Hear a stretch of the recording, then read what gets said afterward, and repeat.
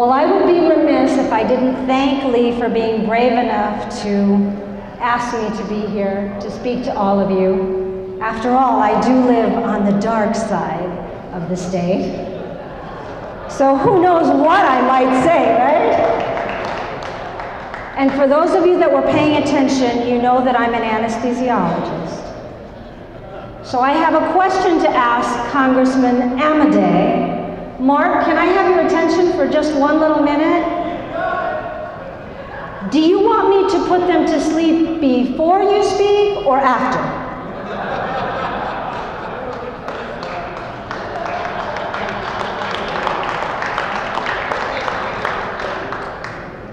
So, I guess I have to confess something to you. I have been to Elko on several occasions. But about 17 years ago, we almost made Elko our permanent home. So I do have people that I recognize that are here.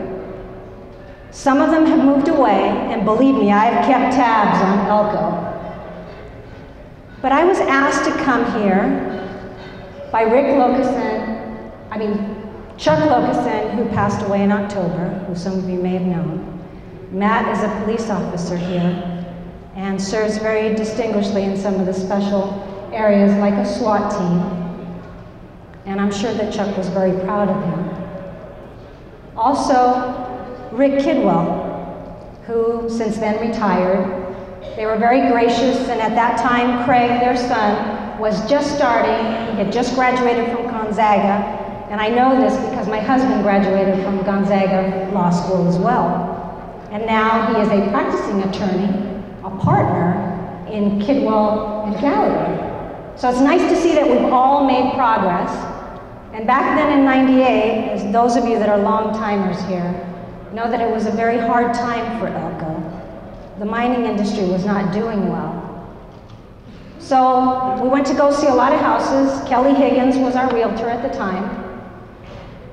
And one of the houses that we went to go see was being shown by Lena Bloom, who I see has a lovely item there for some of the silent auctions. And she's been very active in the redevelopment project for your downtown area. And also, Ted Bloom, who helped us with a jewelry malfunction, because we actually came here and worked for a week, and we liked it. Needless to say, things didn't turn out the way that we would have liked, and I went right back down to Clark County. And believe it or not, I sort of missed Elko a little bit, because my dream was always to come back to Nevada, work here, and hopefully someday to go into a rural. But as an anesthesiologist, that's kind of difficult to do. So I'm sure that I had met some of you maybe back then during the Kidwell Locuson Valentine's Day event, or maybe throughout the Republican meetings, the state meetings. I see that our chairman's here and some of the other people that were elected, and I'm so looking forward to seeing what a Republican Nevada has to offer. But our work's not done, ladies and gentlemen.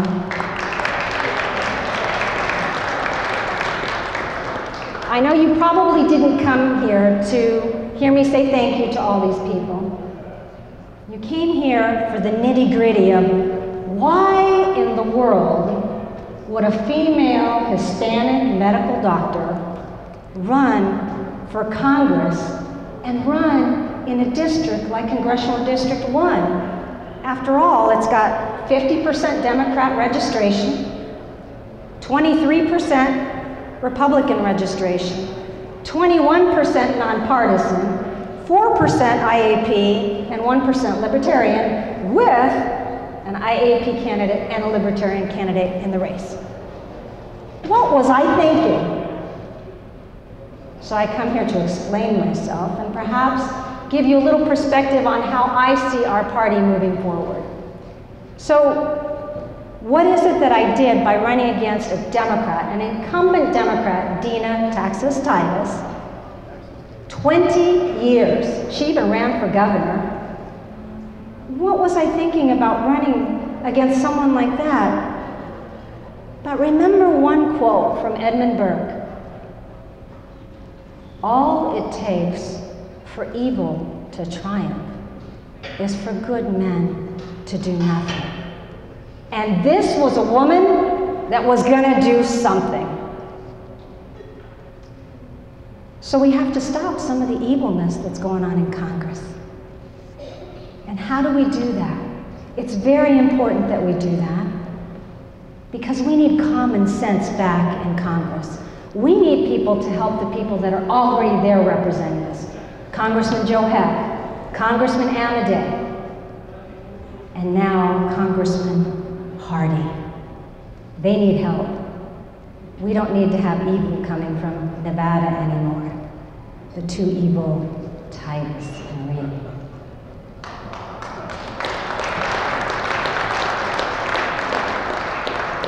So I'd be remiss not to quote Lincoln at a Lincoln Day dinner. And one of my favorite quotes from him is at the end of the Gettysburg Address. And it says, that this nation under God shall have a new birth of freedom, a government of the people, by the people, for the people, shall not perish from this earth. And that is our mantra, ladies and gentlemen. We shall not perish on this country at this time and at any moment. We have a future. So what did I accomplish by running against one of the most powerful Democrats? There are several things that we did. Number one, we put out the Republican message to a lot of people who don't necessarily speak English. I had a lot of Democrat Hispanics that supported me and volunteered on my campaign. They don't know it yet, but they're really Republicans. The other nice thing financially, and this is important for us strategically, is that for every dollar that I spent on that campaign, Dina Titus spent 10. And why is that important? Why should we care? It's very, very interesting. For probably one of the first times in Dina Titus's campaign life, she was challenged to the point that she gave 22% less to the Nevada State Democrat Party. She also gave less money to the people running down ticket. And this is important. In races that are close, it may make or break us. So I made her spend her money.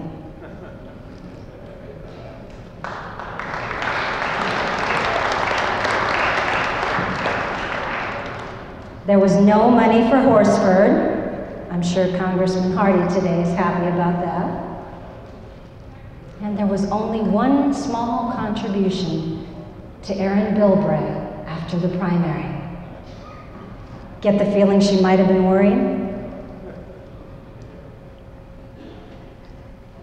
And then, besides getting our message out, you know, there are 2 assembly races this year that show us that we should have a Republican running in every single race, no matter what the voter registration is.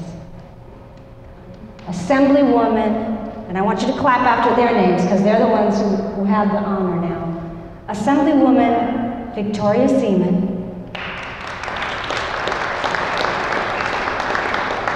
and Assemblywoman Shelley Shelton were both in districts that the Democrats thought that they had. And because they had the courage to run, they now sit in the Assembly. And we have a majority. Isn't that something to celebrate? I know about a quarter of Victoria's Assembly districts sat in Congressional District 1. So I'm hoping that all of the inroads that we made with some of the people that live in that district made a bit of difference too. I was sad to see that there were some races that we didn't run anybody that fell inside of Congressional District 1. We need to learn our lesson and run somebody everywhere. We also need to keep in mind one other thing. We as Republicans must be leaders. The Democrat Party is full of many followers. It may make it easy for their leadership, who has co-opted the Democrat Party into the Socialist Communist Party. This is not a bad thing. We have a great opportunity. The opportunity to reach out perhaps to people that we never would have thought. To people that are young, people that are old, that aren't happy with what their party is doing. We have an opportunity that perhaps we didn't have 20 years ago. And we have to have patience. Because it took us almost a century to get to this mess. So we won't be able to roll it back on a dime. But with leadership, persistence, and open arms, we can expand a party that I believe is actually a wider and bigger tent than the Democrat Party. And the evidence is in the infighting that they identify about us. That infighting comes from people that are free to speak, express their opinions, and possibly go their own way, although we hope that they stay inside the tent.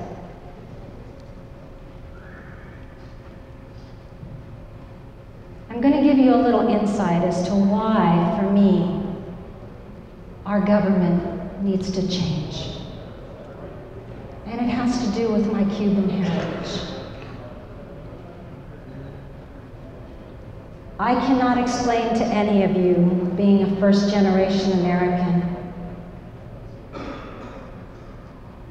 perhaps what it's like to have to leave your homeland with the shirt on your back. That's what my father had to do. He came to America in 1960. He came because had he stayed in Castro's Cuba, he would have been killed. He came because he discovered corruption in a communist government. Go figure, an oppressive tyrant. But I have one thing to thank about that event, and that's that he came to the United States and met my mother, or I wouldn't be here today, because she had no intention of visiting Cuba. But as sad as that is for me and for my family, my grandmother, I didn't meet her until I was 5, grandfather, and my aunt.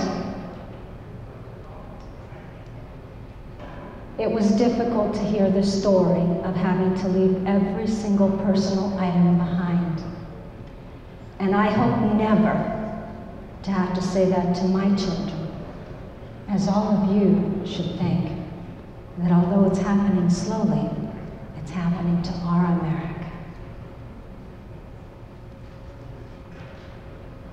All the entrepreneurial, hard workers, all the intellectual capital pretty much fled Cuba in the early 60s. They made a home here. There are 1.9 individuals of Cuban origin that live in the United States. By far, you know, we say that Republicans have to reach out to Hispanics. Well, I've got a group of people that you should be reaching out to every day that you encounter any of them. By far, Cubans are the most proficient at English. They are twice as educated as any other Hispanic. And they are also, 67% of them in fact, inside of one geographical area. Anybody want to guess where that is? Florida. Yes. But there are a few of us scattered throughout the United States. And we don't sit still, and we tend to be loud. But overall, it is a potential market, because the other day I spoke to a young woman who's an optometrist who recently made it here. who was raised in communist Cuba, and she understands the freedoms that we are so willing to let go of.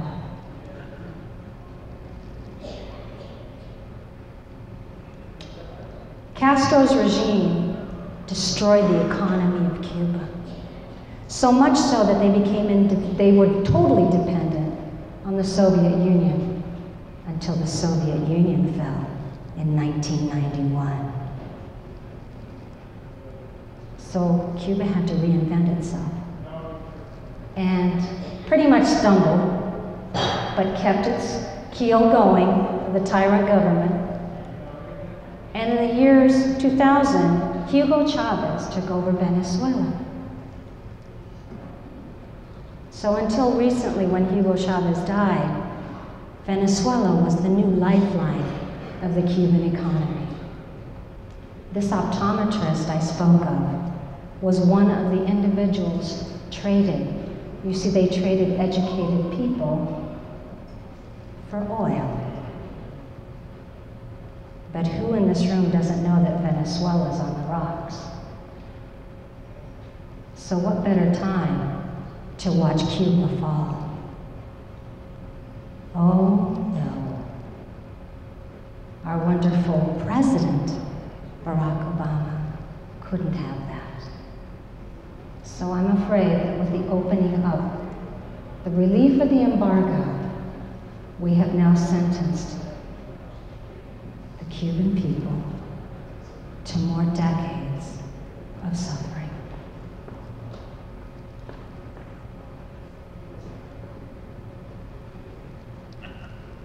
Cuba owes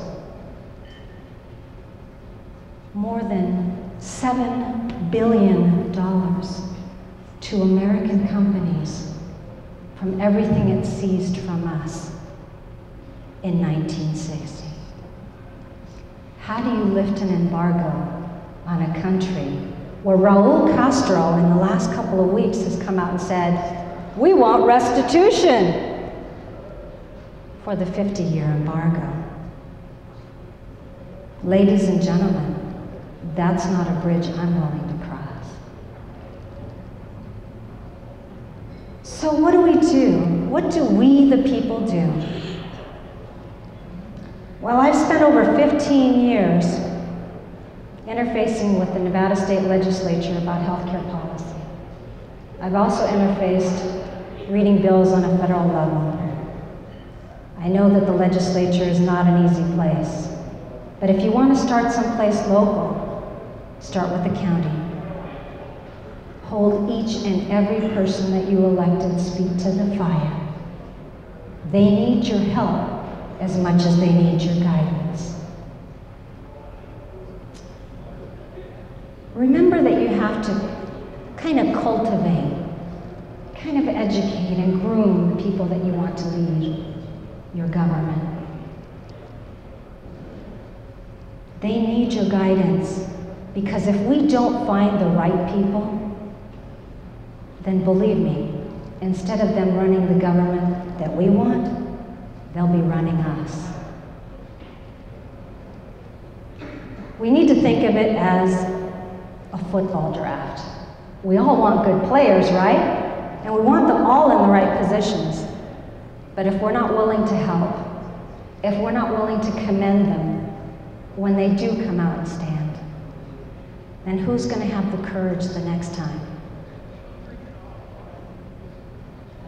Always support your leaders. Encourage them. This is so important for us to pick like-minded people to run our government. I don't know about you, but I think that each and every person that we elect should really respect our Constitution, limited government, and they should also be fiscal conservatives. Because you know what? Not even the Democrats like taxes. Just ask Charlie Rangel, Congressman Jack Murtha, may he rest in peace, Mr. Earmark and fraud and tax evasion person, Congressman Bill Jefferson, Mr. Cold Cash, 90,000 in the freezer, former state majority leader Tom Daschle, and last but certainly not least, former Secretary of Treasury Timothy Geithner. So for my parting remark, because we do respect Reagan, our most valiant leader in the fight against communism and bringing down the Soviet Union. Remember, he spoke of an America that's a shining city on the hill. So we must light our candles. And perhaps at your desk you will find something that has my little logo, and it has 2 URLs on it. And it's a way that you can keep in contact with each and every congressional or state bill and interface with your legislator, give opinions, and do everything in your power to keep that candle burning light, very bright, because we want that shining city on the hill. And it can only happen if each one of us lights that candle. Thank you, ladies and gentlemen.